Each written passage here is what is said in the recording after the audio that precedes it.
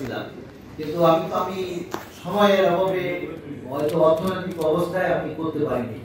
কারণ একজন রাজনীতিবিদ হতে গেলে তাকে জনগণের জন্য সবসময় সময় দিতে হয়। এবং আপনারা আমাকে বলছেন উন্নয়নের উপকার। আমি দেখেন বাগেরহাটে যতটুকু উন্নয়ন হয়তো ওই যে বিএনপি টার্মে যে 5 বছর আমরা ক্ষমতায় ছিলাম, যদি বাংলাদেশের সমস্ত জেলাগুলো আপনি দেখেন যে এত টাকা কোনো জেলায় কিন্তু বিএনপি সরকার খরচ করে নাই। এটা করেছে একমাত্র আমাদের দেশনেত্রী বেগম খালেদা জিয়া, যিনি আমাকে অত্যন্ত স্নেহ করতেন। এবং আমি আপনাদেরও বলবো যে উনি ভীষণ অসুস্থ, এখন ওনাকে হয়তো বিদেশে চিকিৎসার জন্য নিয়ে যাচ্ছে। আপনারা সবাই ওনার জন্য দোয়া করবেন, আল্লাহ যেন ওনাকে হাসি মুখে বাংলাদেশে ফেরত আনেন। এবং আমিও সবসময় ওনার জন্য দোয়া করি যে উনি যেন বাংলাদেশে আবার সুন্দরভাবে সুস্বাস্থ্য নিয়ে ফিরে আসে। এই দোয়া আমি ওনার জন্য কামনা করি। উনি না হলে আমি সুন্দর কোনো কিছু করতে পারতাম না। আমি যে কাগজ নিয়ে যেতাম, দেখলেই অবশ্যই কি নিয়ে আসছো, কি উন্নয়ন দরকার, একে বলছি ম্যাডাম আমার ব্যক্তিগত কোনো কিছু চাই না, আমার নিজের কোনো কিছু প্রয়োজন নেই। আপনার দলের কিছু প্রয়োজন হলে আমি নিজে আমার ব্যবসা থেকে দিয়ে দেবো, কিন্তু আমার বাগেরহাটের উন্নয়নগুলো আপনাকে দিতে হবে। কিন্তু দেখছেন যে কোটগোলা থেকে শুরু করে বিষ্ণুপুর, যেখানে মানুষ কখনো গামছা নিয়ে ছাড়া যেতে পারতো না, সেখানে গাড়িতে আসে। আমি মনে করি এত কাছাকাছি একটা ব্রিজ কোনো দেশে হয় না, কোনো বাংলাদেশে কোথাও হয়েছে বলে এরকম ইতিহাস নাই। কিন্তু আমি কিন্তু এইসব করে দেখেছি ম্যাডামকে এনে উদ্বোধন করে ওনার স্পেশাল প্রোগ্রামে নিয়ে এসে ডিজাইন করেছি। শহর রক্ষাবাদ আমি অন্য জায়গায় টাকা কেটে এনে আমি বাগেরহাটে শহর রক্ষাবাদ করছি, এবং এটি সবচেয়ে বড় বড় নেতারা আমার বাধা দিচ্ছে। এবং ওই আমার তো সচিব রিসিভ হয়ে গেছে, ও ভদ্র লোকের নবীরুদ্দিন উকিল নাকি যাবে, ওরা কোর্টে এসে ওরা নিয়ে আসছে। তারপর আমি কতগুলো উল্টোপাল্টা ল্যাঙ্গুয়েজ ইউজ করছি ওনাকে ভয় দেখানোর জন্য। যে ল্যাঙ্গুয়েজে ওনার ছেলেও বুঝছিল, ওনার ছেলেও তখন বাড়ি ছিল, বুঝছিল যে এই এমপি সাহেবের কাজ এই জায়গাতে ঘর ভেঙে না দিলে হবে না। ওনারা অবৈধভাবে সরকারি জায়গা ঘর করেছিল। তারপরে আরেকটা নাম বলতে চাই, বড় একটা বিল্ডিং আছে আমাদের চেয়ারম্যান ছিলেন ডাক্তার সাহেব, ওনার বিল্ডিং ওটা তো বলছেন উনি আপনার কত কষ্ট, ওই বিল্ডিংও কিন্তু আমার ভাঙতে হয়েছে এবং আমি ভাঙতে সাকসেসফুল হয়েছি। এছাড়া আমাদের আরেকজন আলী রেজা বাবু, তার বাপের মিল না পড়ছে এই রাস্তায়। তাই আলী রেজা বাবুর মিল সে আমাদের দলের ভাইস প্রেসিডেন্ট কিভাবে করা, তাই আলী রেজা বাবুরে কিন্তু আমি ভাবেছি, আমাকে অনেকবার ঘুরাইছে। ঘুরানোর পরে আমি বলছি বাবু ভাই আজকে রাত্রে যে আপনার ওই কলঘর আপনি নামবেন, তা নাহলে কিন্তু আপনার বিএনপি থেকে কোনো আপনার ইসলাম হবে না, এবং তা নাহলে আমি যেভাবে ভাঙা দরকার আমি সেটা আপনার বাপ কম চিনি না। আর ওই আলী রেজা বাবুর বাপ যারা ছিল কঠিন লোক ছিল, সেই শহরকা বাদ আজ আমার মনে হয় যে প্রতিটা লোকের আপনারা এই জেলায় বলতেছেন যে আমরা শহরে ডুবে যেতাম। আমি যতটুকু পারি আমি চেষ্টা করেছি।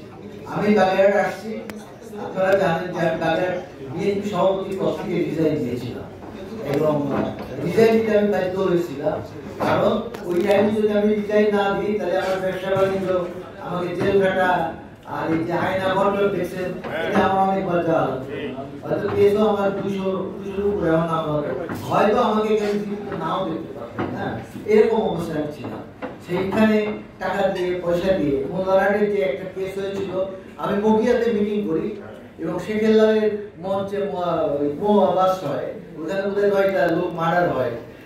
এই বোমা কারা মারছিল আল্লাহ জানে আর ওনারা জানে, এই তো আর কেউ জানে না। কিন্তু আমি 1 নম্বর আসামি, ও জায়গাতে ক্যান্ডিডেট শেখ মুজিবর সে 2 নম্বর আসামি। তাহলে 1 নম্বর আসামি হলে 7 তো কার হয়, একটা লোক বিচার করতে গেলে দেখে যে ইন্টারেস্টটা কার দিকে বেশি যাচ্ছে, ইন্টারেস্টটা তো শেখ মুজিবের দিকে যাবে যদি মারা যায়, তাই না, আমার দিকে তো যাবে না।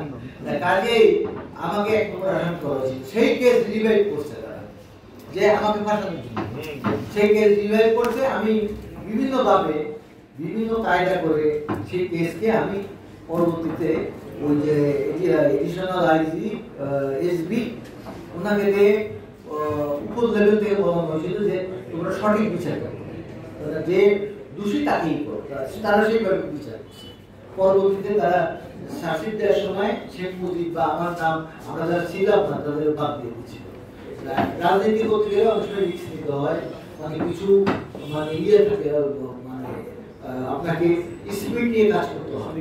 কারণ আমি বুদ্ধিজীবী লোক ডেকে দেখছিলাম আমাদের শিল্পকলায়, আমাকে কোনো ইউজের ডিসকাউন্ট দিবে না কি এই যে বায়ু দূষণ হবে, নদী মারা যাবে। কোথায় নদী মারা গেছে? আচ্ছা আমি এই ব্রিজ তো হয়েছে কত ভাই 18-20 বছর হয়ে গেছে, নদী কি মারা যাচ্ছে? নদীর মধ্যে আছে। এরপরও আমি 3টে ব্রিজ করছি, আরো ওই নদীর মাথায় আরো 3টে ব্রিজ, একটা ব্রিজ কার্তিক দিয়ে ওই জায়গায় করছি, একটা উৎকুলে করছি, দুটো হয়েছে যাত্রাপুরীটা করে দিতে পারি এবং পরবর্তী করে হাত তো দেয়। এটা আমার ইচ্ছা ছিল, তাই 3টে ব্রিজ আমি কিন্তু করা হয়ে গেছে, নদীগত সহ 3টে ব্রিজ আমি করেছি। তা আমি আপনাদের বলবো যে আপনারা চাই বাগেরহাটের জনগণ, আমি জানি তারা মনে প্রাণে আমাকে ভালোবাসে এবং আমি এই জন্যই বাগেরহাটে আসছি। এতদিন আসিনি কেন? এই বৈষম্যমূলক ছাত্র আন্দোলন যে আমাদের 5ই আগস্ট নতুন আমাদের যে স্বাধীনতা দিয়ে গেছে, আমরা যত ছাত্র শহীদ হয়েছে বৈষম্যমূলক আন্দোলনে, আমি তাদের আত্মার প্রতি শ্রদ্ধা জানাই এবং তাদের পরিবারের জন্য আমি নিজেও কিছু করতে চাই। দেখছি আমাদের বাগেরহাটে 6টা ছেলে আছে, তা আমি আগামীকালকে তাদের ব্যাপারে একটা ঘোষণা দিব এবং আমি ডিসি সাহেবের সাথে কথা বলেছি, আমি তাদের ব্যাপারে একটা সহযোগিতা করব এবং সরকার তো তাদের জন্য কিছু করেছে, আমি যতটুকু পারি আমি ক্ষুদ্র মানুষ হিসেবে আমি করার চেষ্টা করব। আমি চাই বাগেরহাটের জনগণের পাশে থেকে শুধু প্রেস ক্লাব না, প্রেস ক্লাব তো আপনারা লেখনী, আপনার লেখনীর গুরু, আপনারা লিখবেন। তা আমিও চাই, দেখেন এই সরকার, বর্তমান সরকার এসে কি বলেছে, সাংবাদিকরা এখন যা খুশি তাই লিখতে পারে, কিন্তু সাংবাদিকদেরও উচিত এমন কোনো কিছু লেখা উচিত না যেটা একটা ফেক নিউজ হয়। এগুলো কিন্তু ওয়ার্ল্ড ওয়াইড এটা খুব সমালোচনা হয়। আপনাদের পত্রিকার মান সম্মান উচ্চ স্তরে যাবে আপনারা যখন সুন্দর সঠিক জিনিসটা দেখবেন। তা সঠিক নিউজ আপনারা পরিবেশন করেন, সঠিক কথাটা তুলে ধরলে মানুষ সেটা গ্রহণ করবে। আমি চেষ্টা করব, বর্তমানে বাগেরহাটে আমি কোনো বিএনপি নেতৃত্বে নাই, আপনারা জানেন।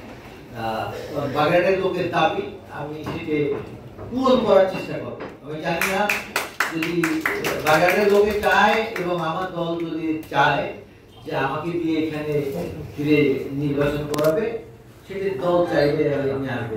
দলের বাইরে যে তার আমি কোনো কিছু করতে পারবো না, তা বাদেও আমি করতে পারবো যে ঠিক আছে বাগেরহাটের জনগণ এখন তো আগের মতো নাই যে স্বৈরা শাসক যে যাকে খুশি আয়না করে নিয়ে যাবে, যাকে খুশি মোট চাইলেও তুলে নিয়ে যাবে। একটা রিক্সাওয়ালা যদি কোনো অ্যাক্সিডেন্ট হয়, রিক্সাওয়ালাও বিচার চায় মাননীয় প্রধানমন্ত্রীর কাছে। মানে এখন যে এক জায়গায় নিয়ে চেন অফ কমন হবে।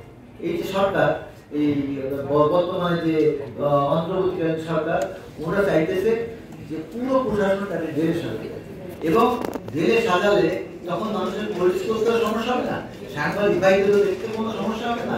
তারপরে ওই প্রেসে একটা আইন ছিল কি নাম, ওই সাইবার সিকিউরিটি সরকার বলেই দিয়েছে আপনারা ওপেন লিখতে পারেন, কিন্তু ওই সাইবার ক্রাইমের একটা আইন দেশের স্বার্থের প্রয়োজন আছে।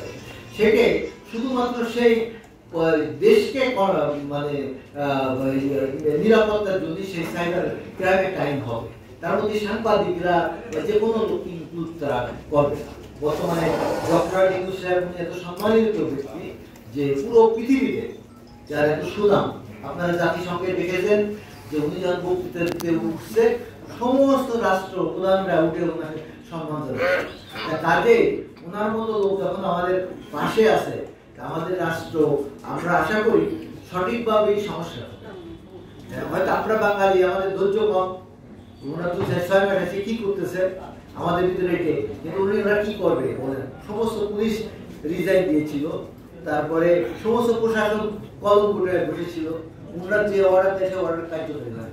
এখন আস্তে আস্তে বিভিন্ন কি পয়েন্ট ওরা বেছে বেছে সরাই দিয়েছে যে দলের ক্যাডার দ্বারা এগুলো তারা রাখতে, তারা নিরপেক্ষ লোক আনার চেষ্টা করতেছে। তারা যে তত্ত্বাবধায়ক সরকার গঠন করছে, নিরপেক্ষ সরকার, তাদের সরকারে কিন্তু কোনো রাজনৈতিক ব্যক্তিত্ব তারা নেয়। ভালো ভালো রাজনৈতিক ব্যক্তিত্ব কিন্তু দেশ চালানোর জন্য আমাদের ছিল। ছোট ছোট দল হইলেও কিছু কিছু দলের লোক ছিল, যে উদাহরণ কারো নাম বলতে চাই না, কিন্তু আমরা এ করেছি। আমার বাগেরহাট পার্টি যদি আমাকে চেয়ে আনতে পারে আমার দলের কাছ থেকে, কারণ আমি দীর্ঘ 15 বছর ধরে দল করি না, দলেরও তো একটু ক্ষোভ থাকতে পারে আমার পরে, যে উনি এতদিন পরে কেন, এতদিন তো আমাদের সাথে কেন দল করে। তবে আমার এই গ্রহণযোগ্যতা বাগেরহাটের প্রতিটা লোকের কাছে আছে, এবং এই লোকগুলো যদি স্লোগান তোলে আর আপনাদের কলমে যদি কিছু লেখনী হয়, তাহলে হয়তো বা আমি ফিরে আসা সম্ভব। আমি বক্তব্য বাড়াবো না, আপনারা যে কয়টা দাবি তুলছেন, আমি আমার নিজের ইচ্ছা আছে মাঝে এরকম বিশ্ববিদ্যালয় আমি বিশ্ববিদ্যালয় করতে চাই। আল্লাহ যদি আমাকে তৌফিক দেয় এটা আমি করবো, আর একটা মেডিকেল কলেজ আমি এখানে পড়ি, এটা আমার ইচ্ছা।